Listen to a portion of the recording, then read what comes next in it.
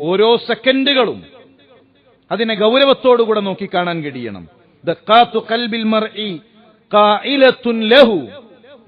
മനുഷ്യന്റെ ഹൃദയം മിടിപ്പുണ്ടല്ലോ, ആ മിടിപ്പ് അവനോട് ഇങ്ങനെ പറഞ്ഞുകൊണ്ടിരിക്കുന്നുണ്ട്. ഹൃദയം മിടിച്ചുകൊണ്ടിരിക്കുന്ന ഹൃദയം ചില കാര്യങ്ങൾ പറയുന്നുണ്ട്. ഇന്നൽ ഹയാത ദഖായികും വസവാനി. മനുഷ്യ, നിന്റെ ജീവിതം എന്ന് പറഞ്ഞാൽ ചില സെക്കൻഡുകളാണടാ.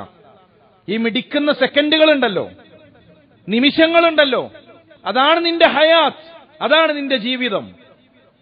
ജീവിതം ദിവസങ്ങളല്ല, ജീവിതം മാസങ്ങളല്ല, ജീവിതം വർഷങ്ങളല്ല, ജീവിതം സെക്കൻഡുകളാണ്.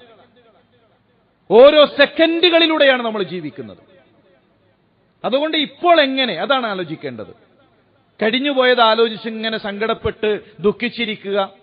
കഴിഞ്ഞുപോയത് കഴിഞ്ഞു, അതിൽ നിന്ന് പാഠം ഉൾക്കൊള്ളു. കഴിഞ്ഞുപോയ ജാഹിലിയത്തിന്റെ ഏടുകൾ അത് ആലോചിച്ച് സങ്കടപ്പെട്ട് ഇപ്പോഴുള്ള നിമിഷങ്ങളെ നഷ്ടപ്പെടുത്തല്ലേ. വരാൻ പോകുന്നത് ആലോചിച്ച് ഇങ്ങനെ പേടിച്ചിരിക്കുക. മക്കളെ കല്യാണം, പിന്നെ മകന്റെ ജോലി, ഭാവി എന്താകും, ഭാവി ആലോചിച്ചു നീ പേടിക്കല്ലേ. നീ ജീവിക്കുന്നത് ഭൂതത്തിലോ വരാനിരിക്കുന്ന കാലത്തിലോ അല്ല, നീ ജീവിക്കുന്ന സെക്കൻഡുകളിലാണ്. ഇന്നൽ ഹയാത ദഖായികും വസവാനി. ആ സെക്കൻഡുകൾ, നിന്റെ ജീവിതത്തിൽ നീ ജീവിച്ചുകൊണ്ടിരിക്കുന്ന ഓരോ നിമിഷങ്ങളും ഇബാദത്തുകൾ ചെയ്ത് അത് ക്രമീകരിച്ച് മുന്നോട്ട് പോകുക. ഇതൊരു വലിയൊരാശയമാണ്. നമുക്ക് അങ്ങനെ ക്രമീകരിക്കാൻ സാധിക്കണം നമ്മുടെ സമയങ്ങളെ. മറ്റുള്ളവരുടെ സമയങ്ങൾക്കും വില കൊടുക്കണം.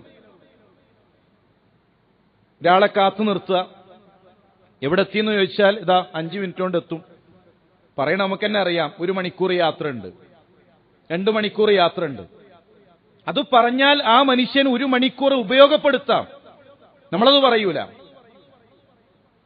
എന്നിട്ട് നമ്മളെങ്ങനെ കാത്തു നിൽക്കുക മണിക്കൂറുകളോളം. ഒരു മനുഷ്യന്റെ എത്ര വിലപ്പെട്ട സമയമാണ് നഷ്ടപ്പെടുത്തുന്നത്.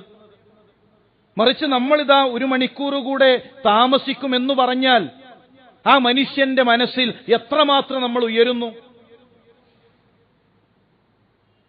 മറ്റുള്ളവരുടെ സമയത്തിന് വില നൽകണം. നമ്മുടെ സമയത്തിന് സ്വയം വില കണ്ടെത്തണം. 1 സെക്കൻഡ് പോലും അനാവശ്യമായി നഷ്ടപ്പെടുന്നില്ല എന്നാലോചിക്കണം.